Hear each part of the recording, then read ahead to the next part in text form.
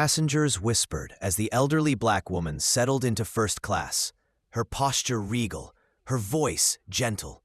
But respect never came. Instead, the flight attendant leaned down, sneering loud enough for the cabin to hear. "People like you don't sit here." Then came the unthinkable. Her hand struck the woman across the face.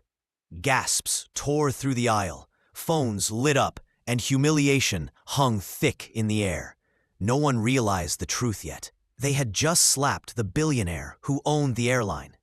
The terminal buzzed with the late afternoon rush, the air thick with announcements and hurried footsteps. At Gate 27, a line formed for first-class boarding. Passengers adjusted designer jackets, checked watches, and scrolled on glowing phones. In the middle of it all, Evelyn Brooks, 72, walked with quiet dignity, her navy dress pressed, her silver hair gleaming like a crown. She was no ordinary traveler. But no one here knew that. She preferred it that way, boarding incognito, testing how her airline treated the people who paid for comfort and dignity. But today, what she witnessed would change everything. "Excuse me, ma'am," the flight attendant said, her smile thin, her tone sharp. "Economy is boarding at the other gate." Evelyn lifted her ticket calmly. "Seat 2A, first class." The attendant's eyebrows arched. "This must be a mistake. Who bought this for you?" Evelyn's eyes met hers. "I did." She stepped forward, but the attendant blocked her, holding up a manicured hand. Passengers turned, murmuring. Someone whispered, "She's lost." Another chuckled, trying her luck. Phones lifted, recording the exchange. Evelyn's cheeks burned, not from shame, but from fury at the familiarity of it all. After an excruciating pause, the attendant sighed, as if granting a favor. "Fine, don't cause trouble." Evelyn slid into her seat, her back straight.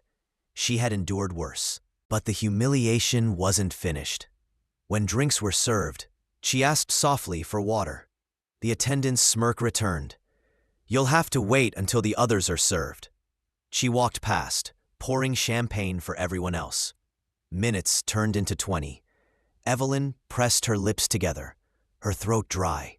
Finally, a businessman across the aisle slid his half-empty glass toward her. "Here," he whispered, pity in his voice. The attendant returned, arms folded. "Sharing drinks now? That's unsanitary. If you can't follow our policies, you'll be escorted off." Gasps rippled. Cameras clicked. Evelyn's voice stayed calm. "I asked for water, that's all." The attendant leaned close, her whisper cutting like glass. "People like you don't belong in first class." Passengers froze. Some muttered in shock. Others looked away. And then, it happened. The attendant's hand struck Evelyn's cheek. The crack echoed through the cabin like thunder. A collective gasp swallowed the silence. Evelyn didn't flinch. Her hand rose slowly to her face. Her eyes locked forward, unyielding. Phones shot higher. She slapped her, voices shouted. "This is going online." The attendant smirked, still certain of her power. "Maybe now you'll remember your place." But she had no idea whose place she had just challenged. The cabin grew louder, voices clashing, anger, disbelief, outrage. Then from the jet bridge, a booming voice cut through the chaos. "What in God's name is happening here?" Every head turned. The airline CEO, flanked by senior executives, strode into the cabin. His eyes landed on Evelyn, and his face drained of color. "Mrs. Brooks," he stammered, nearly bowing. "My deepest apologies. Please, allow us to handle this." The attendant blinked. You know her?" The CEO's voice trembled as he turned to the passengers. "Know her? She is Mrs. Evelyn Brooks, our majority shareholder. This woman owns 60% of this airline." The announcement detonated.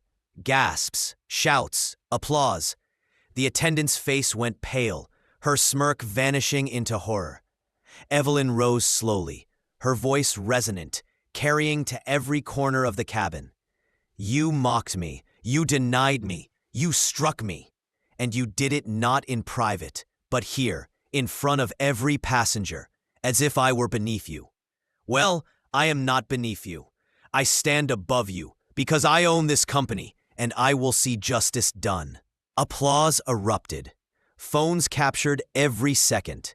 The attendant was escorted off the plane, her career in ruins before she even reached the terminal floor. But for Evelyn, it wasn't enough. When the plane landed, she called an emergency board meeting. The footage had already gone viral.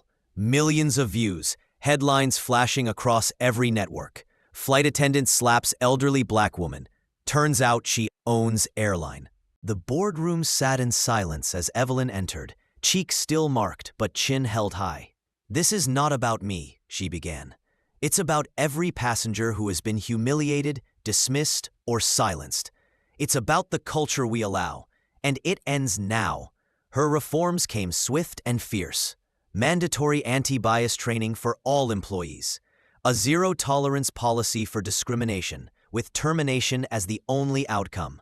An independent complaint system that bypassed management cover-ups. Scholarships for underrepresented youth, opening doors to careers in aviation. Shareholders worried about costs. Evelyn silenced them. "The cost of silence is greater. If we do not lead, we will be remembered as cowards. I will not allow it." Her conviction spread like wildfire. Customers rallied. Loyalty surged. Within months, the airline's reputation rebounded higher than ever. But Evelyn measured victory not in stock charts. At the launch of the scholarship program, she stood before hundreds of students.